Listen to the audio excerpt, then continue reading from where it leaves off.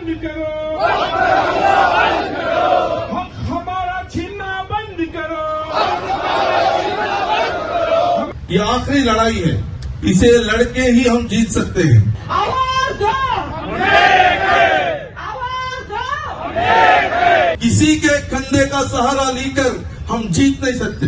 अब हमें जनाजे उठाना छोड़ना है, अब हमें सवाल उठाना है।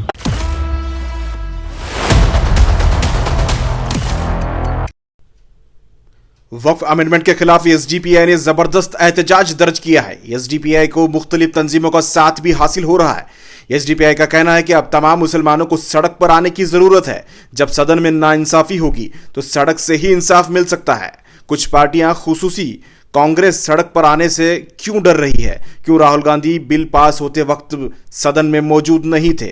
क्यों गैर हाजिर थे? क्यों हमारे साथ ये मजाक हो रहा है? एसडीपीआई के वर्कर्स में कई सवालात इस एहतजाज में उठाए गए। कई लोगों को खुसूसन एसडीपीआई के वर्कर्स को मुश्किलात का सामना करना पड़ रहा है। एसडीपीआई के मरकजी सदर फैजी को गिरफ्तार कर लिया गया है। ईडी ने मामूली मामले में एसडीपीआई के सदर को हिरासत में लिया है और इसके बावजूद एसडीपीआई के वर्कर्स में जर्रा बराबर भी डर नहीं, बल्कि उन्होंने इस एहतजाज को मजीद बढ़ाया है। एसडीपीआई वाहिद पार्टी है जो मुल्क में 500 से ज्यादा एहतजाज अब तक वक्फ अमेंडमेंट के खिलाफ कर चुकी है। ये देखिए कर्नाटक का प्रोटेस्ट है जहां फ्रीडम पार्क में ये मुनक्किदा इस प्रोटेस्ट में एक बड़ी तादाद में एसडीपीआई के वर्कर्स एहतजाज करते हुए नजर आ रहे हैं। इस एहतजाज में तमाम लोगों ने अपने गुस्से का इजहार किया। देखिए SDPI workers social democratic party of India लगातार वक्फ अमेंडमेंट के खिलाफ एहतजाज कर रही है। सदन तुम्हारा तो सड़क हमारा का नारा यहां सुनने को मिला। और सबसे ज्यादा काला कानून आज हमें देखने को मिल रहा है। किसी भी हालत में ये कानून मंजूर नहीं है। वक्त के ताल्लुक से हमारे नौजवानों को, औरतों को, जिम्मेदारों को, बहुत से लोगों को इसके ताल्लुक से इसलिए फिक्र नहीं है क्योंकि 70 साल में वक्त के ताल्लुक से कोई फायदा इन्होंने नहीं उठाया है। अगर वक्त के ताल्लुक से कुछ फायदा होता या उनकी अंजुमनों में नौजवानों को काम करने का, खिदमत करने का कोई मौका होता, बेवाओं को, यतीमों को और स्कॉलरशिप के एतबार से कुछ फायदा होता और डिस्ट्रिक्ट लेवल पर हॉस्पिटल्स बनाए जाते, कॉलेजेस बनाए जाते, वुमेन्स के लिए, सीनियर सिटीजन्स के लिए सर्विस सेंटर्स बनाए जाते, हॉस्टल्स बनाए जाते, तो मैं समझता हूं कि इसका पूरा अवेयरनेस अवाम को होता, खुसूसन मुसलमानों को होता। लेकिन ये 70 साल से सो कॉल्ड सेक्युलर पार्टियों के चेलों को यहाँ के अंजुमनों के जिम्मेदार बनाया गया और फिर एक चेयरमैन बनने के लिए उन्होंने बड़ी बड़ी लॉबी और काले तरीकों को इख्तियार किया और अंदर से चूहे और दिमक की तरह ये पूरे वक्त को चक लिए हैं। अब जो कुछ बचा है वो हमारे सामने है। यहां पर वक्फ के ताल्लुक से बहुत ही इंपॉर्टेंट बात यह है कि ये वर्शिप का हिस्सा है। वर्शिप एक्ट के अंदर मुसलमानों को, माइनॉरिटीज को पूरी आजादी है। आर्टिकल 14, 15, 24, 25, 29, 26 ये तमाम आर्टिकल्स पे पूरी आजादी है। कानून बहुत बड़ी चीज है और हम आइडिया ऑफ इंडिया को मानते हैं। अमित शाह और मोदी को हम नहीं मानते। आइडिया ऑफ इंडिया क्या है? आइडिया ऑफ इंडिया हिंदू, मुस्लिम, सिख, ईसाई है और ये गांधी का इंडिया है, अंबेडकर का इंडिया है और फिर टीपू सुल्तान का इंडिया है। और इस इंडिया में मेजॉरिटेरियन अगर कोई कानून बनाता है, किसी को खुनल के, अगर किसी को जुल्म करके कानून बनाता है, हो सकता है पार्लियामेंट के अंदर पास हो जाए, लेकिन इंडिया के अंदर पास नहीं होगा।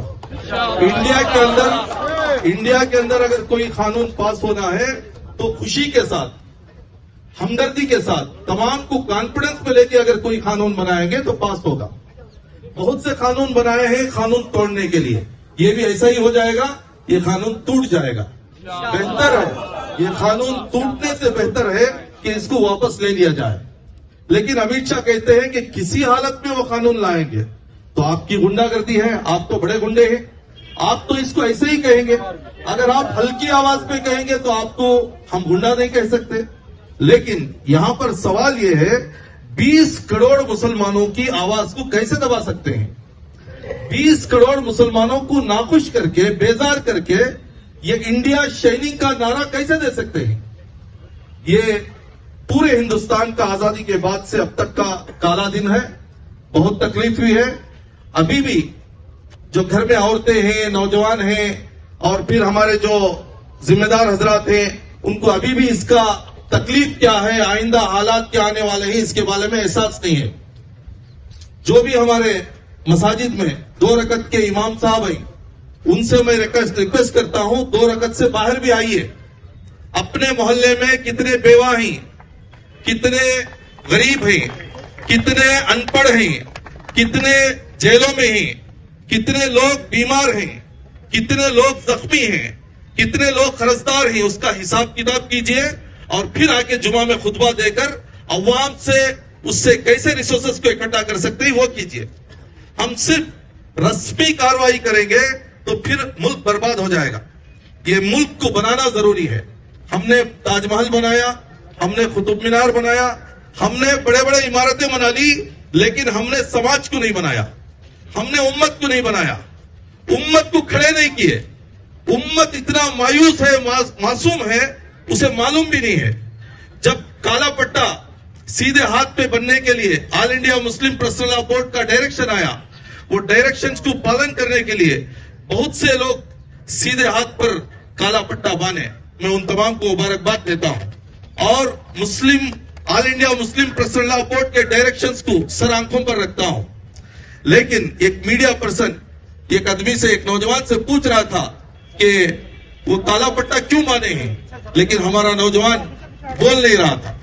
तो मैं हमारे उलमा इकराम से, इमामों से और मुख्तलिफ एनजीओ से गुजारिश करता हूं, अब रस्मी कार्रवाई नहीं चलेगी। इंडिया में कैसे जीना है वो तरीका हमें सीखना, जैसा कोविड में हमने जीना सीखा, इस तरीके से इन हालात में मायूस होने की जरूरत नहीं, डरने की जरूरत नहीं। पार्लियामेंट में कोई कानून पास हो गया इसलिए तस्बीह उठा के बैठने की जरूरत नहीं। हम हिम्मत के साथ, दिलेरी के साथ कॉन्स्टिट्यूशन को साथ में लेकर हम आगे जाएंगे। 2 रास्ते अभी भी हमारे सामने हैं। एक रास्ता सुप्रीम कोर्ट का है। सुप्रीम कोर्ट बहुत बड़ी चीज है। कानून, डिसिप्लिन, माइनॉरिटीज और आर्टिकल्स का बहुत लिहाज वहां पर रखा जाता है। यह और बात है कि वहां पर जजेस अगर ऐसे आएंगे जिनको आइंदा जीना है, पॉलिटिक्स पे आना है, बड़े बड़े ओहदे होना है, तब थोड़ा बहुत हमें मायूसी होगी। लेकिन फिर भी सुप्रीम कोर्ट बहुत बड़ी चीज है। कानून को हम कभी भी सर आंखों पर रखना है, कॉन्स्टिट्यूशन को सर आंखों पर रखना है, लेकिन उससे भी बेहतर रास्ता कौन सा है, वो रास्तों पर आकर एहतजाज करना है। हम जो ये रास्तों पर आकर एहतजाज कर रहे हैं, ये मामूली चीज नहीं है। ये कॉन्स्टिट्यूशन को मजबूत करने का आला से आला तरीका है। ये आला से आला तरीकों को हम मस्जिदों से शुरू करना है, मोहल्लों से शुरू करना है, अपने अपने एनजीओ की ऑफिसों से शुरू करना है। काउंसलर्स अपनी लीडरशिप पे एक प्रोग्राम करें, इमाम साहब अपनी लीडरशिप पे एक प्रोग्राम करें, औरतें अपना एक प्रोग्राम चलाएं, उलमा इकराम अपना एक प्रोग्राम चलाएं, नौजवान अपना एक प्रोग्राम चलाएं, दलित उनको भी अपना प्रोग्राम चलाएं। जो एमएलए मुसलमानों के वोट से जीते हैं, उनको आखिरी चुनौती है, आप एक मर्तबा वक्त के बारे में अपना स्टैंड क्या है क्लियर करें। आप ये बिल के ताल्लुक से क्या बोलना चाहते हैं क्लियर करें। बहुत से हमारे मुस्लिम लीडर्स भी इतनी खामोशी के साथ वक्त गुजार रहे हैं, वो आइंदा क्या देखना चाहते हैं तो हमें मालूम नहीं है। ये आखिरी लड़ाई है, इसे लड़के ही हम जीत सकते हैं और इस लड़ाई से फायदा ये होगा कि हम मुत्तहिद होंगे, हम बोलना सीखेंगे, हम रास्तों पर आना सीखेंगे। चूंकि इस मुल्क में हजारों साल हमें जीना है, किसी के कंधे का सहारा लेकर हम जीत नहीं सकते। अब हमें जनाजे उठाना छोड़ना है, अब हमें सवाल उठाना है। सवाल उठाने के लिए नॉलेज की जरूरत है, इसे हमें पढ़ना है और जुमा के खुतबात में भी बेदारी लाना है। अवाम को ये आर्टिकल्स के बारे में, बिल्स के बारे में, इसके बाद होने वाले नक्सलात के बारे में अवाम को बताना है। ना कॉलेजों में इसका तस्करा हो रहा है, ना मदरसों में इसका तस्करा हो रहा है, ना मकतबों में इसका तस्करा है, ना फ्रेंड सर्कल में है। सिर्फ हम खाने पीने रस्मो रिवाज में 2 रोटी के लिए अपनी पूरी समाज को बुज़दिल बना के छोड़े। किसी नौजवान को एक स्लोगन मारने की भी आज इजाजत नहीं है। नहीं भाई, मुश्किल है, जरा फूक कर चलना है, फूक को नहीं, होश पे ऑक्सीजन की सांस लेके हमें चलना। और ये मुल्क हमारा है। ये मुल्क हमारा है का मतलब क्या है? ये कानून भी हमारा है, दस्तूर भी हमारा है। उसका मतलब कब्रिस्तान भी हमारा है, मस्जिद भी हमारा है, मंदिर भी हमारा है, चर्च भी हमारा है, गुरुद्वारा भी हमारा है, हिंदू भाई भी हमारे हैं, किसान भाई भी हमारे हैं, औरतें भी हमारे हैं। तभी जाके एक हिंदुस्तान मजबूत हो सकता है। हिंदू राष्ट्र बनाने का जो ख्वाब है वो भोंडा ख्वाब है। वोटों को बटोरने के लिए, हिंदू वोट को पोलराइज करने के लिए ये इस्तेमाल किया जाने वाला एक हथियार है। ये सेक्युलरिज्म भी ये भोंडा मजाक हो गया है। ये कांग्रेस के लोग वक्त पड़ने पर सेक्युलर बोलेंगे तो नहीं होगा। क्यों पार्लियामेंट में प्रियंका गांधी जी बात नहीं की? हम तड़प रहे थे कि आपके दो अल्फाज हम सुनना चाहते थे। गांधी जी, इतनी हिम्मत के साथ आप अपोजिशन लीडर थे, लेकिन इस काले कानून के बारे में आपने कुछ नहीं बोला। हमें बहुत मायूसी भी है। हम ये नहीं चाहते कि पूरी जगह एसडीपीआई के एमएलए बन जाएं, एमपी बन जाएं, अधिकार हमारे हाथ में आ जाए। नहीं, ये एसडीपीआई सिर्फ अधिकार के लिए, पावर के लिए हम नहीं बनाए हैं।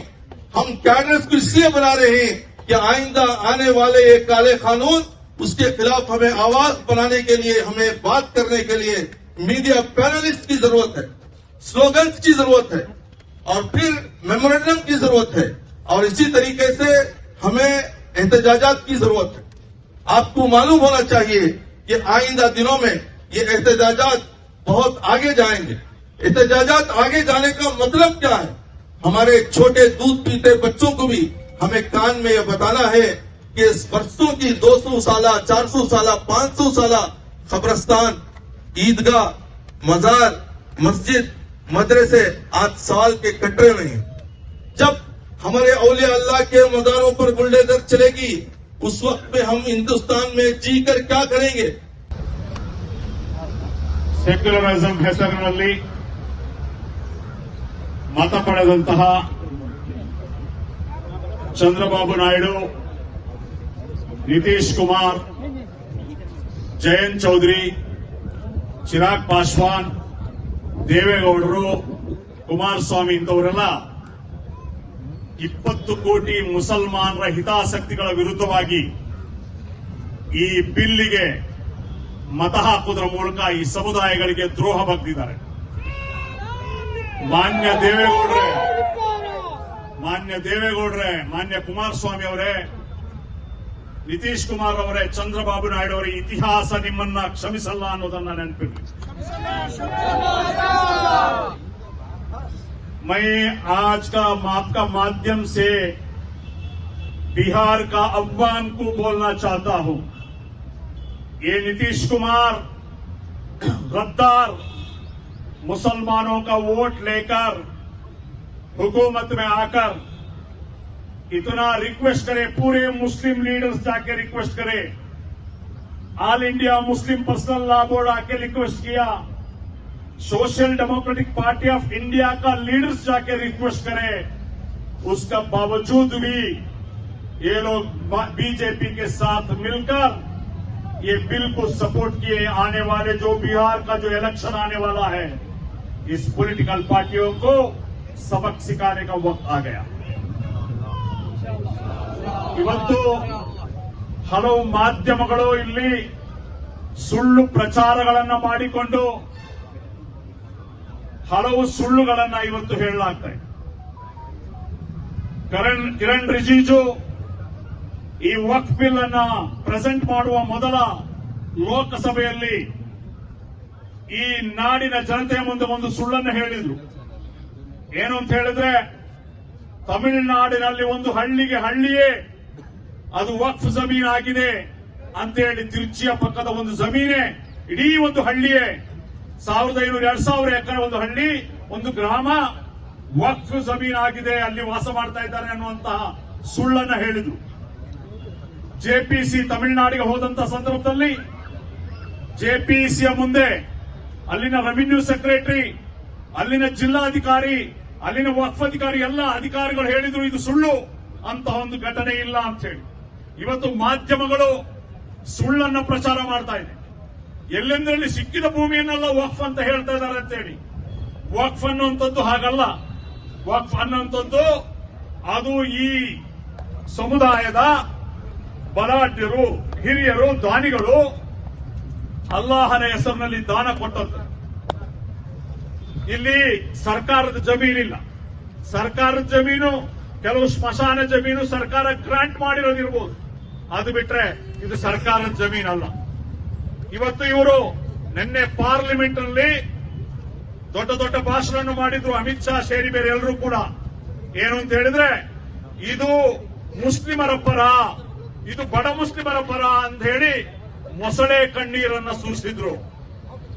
ಮೊಸಳೆ ಕಣ್ಣೀರನ್ನ ಸುರಿಸಿದ್ರು. ಮುಸಲ್ಮಾನರ ಪರನ ನೀವು? ಎಷ್ಟು ಮೆಂಬರ್ ಆಫ್ ಪಾರ್ಲಿಮೆಂಟ್ ಇದ್ದಾರೆ ಬಿಜೆಪಿಯ 240ರಲ್ಲಿ? ಎಷ್ಟು ಜನ ಬಿಜೆಪಿ ಎಂಪಿ ಇದ್ದಾರೆ? ಎಷ್ಟು ಜನಕ್ಕೆ ನೀವು ಟಿಕೆಟ್ ಸಿಕ್ಕಿದ್ರಿ? ನಿಮ್ಮ 17-18 ರಾಜ್ಯಗಳಲ್ಲಿ ನಿಮ್ಮ ಸರ್ಕಾರದಲ್ಲಿ ಎಷ್ಟು ಎಂಎಲ್ಎಗಳಿದ್ದಾರೆ? ಎಷ್ಟು ಮಿನಿಸ್ಟರ್ ಮಾಡಿದ್ರಿ ನೀವು? ಕೇಂದ್ರದಲ್ಲಿ ಒಬ್ಬ ಮಿನಿಸ್ಟರ್ ಇಲ್ಲ ಮೈನಾರಿಟಿಯ. ಅದು ಹೋಗ್ಲಿ, ಅಷ್ಟು ಬೇಡ. ಏನು ಶಾಲಾ ಮಕ್ಕಳಿಗೆ ಕೊಡುವಂತಹ ಸ್ಕಾಲರ್ಶಿಪ್ ಅನ್ನು ಕಿತ್ಕೊಂಡವರು, ನಾಚಿಕೆ ಕಟ್ಟವರು ಬಿಜೆಪಿ ನೀವು. ಶಾಲಾ ಮಕ್ಕಳ ಪ್ರೀ ಮೆಟ್ರಿಕ್, ಪೋಸ್ಟ್ ಮೆಟ್ರಿಕ್ ನ ಸ್ಕಾಲರ್ಶಿಪ್ ಅನ್ನ ಕಿತ್ಕೊಂಡವರು, ನಾಚಿಕೆ, ಮಾನ ಮರ್ಯಾದೆ ಇಲ್ಲದೆ ಪಾರ್ಲಿಮೆಂಟ್ ಅಲ್ಲಿ ನಿಂತ್ಕೊಂಡು ನಾವು ಮುಸ್ಲಿಮರ ಪರ ಅಂತ ಹೇಳ್ತೀರಾ? ಸ್ಕಾಲರ್ಶಿಪ್ ಗತಿ ಇಲ್ಲದವರು ನೀವು. ಮಕ್ಕಳ ಸ್ಕಾಲರ್ಶಿಪ್ ಕೊಡ್ಲಿಕ್ಕೆ ಗತಿ ಇಲ್ಲದ ಅಮಿತ್ ಶಾ, ನರೇಂದ್ರ ಮೋದಿ ನಾಚಿಕೆ ಕಟ್ಟವರು ನಿಂತು ಪಾರ್ಲಿಮೆಂಟ್ ಅಲ್ಲಿ ಸುಳ್ಳು ಹೇಳ್ತೀರಿ ನಾವು ಮುಸ್ಲಿಮರ ಪರ ಅಂತ ಹೇಳಿ. ಏನು ಮೈನಾರಿಟಿ ಬಜೆಟ್ ಅನ್ನ ಬಿಜೆಪಿ ಸರ್ಕಾರ ಏನು ಪಾರ್ಲಿಮೆಂಟ್ ನಲ್ಲಿ ಈ ಸಾರಿಯ ಬಜೆಟ್ ನಲ್ಲಿ ಮೈನಾರಿಟಿ ಬಜೆಟ್ ಅನ್ನ ನೀವು 50% ಕಟ್ ಮಾಡಲಿಲ್ವಾ? ನೀವು ಸ್ಕಾಲರ್ಶಿಪ್ ಅನ್ನ ನೀವು ಕಟ್ ಮಾಡಲಿಲ್ವಾ? ನೀವು ಮುಸಲ್ಮಾನರ ಪರ ಅಂತ ಹೇಳಿ ಈ ರೀತಿ ಸುಳ್ಳು ಹೇಳುವ ಕೆಲಸವನ್ನು ಇವರು ಮಾಡ್ತಾ ಇದ್ದಾರೆ.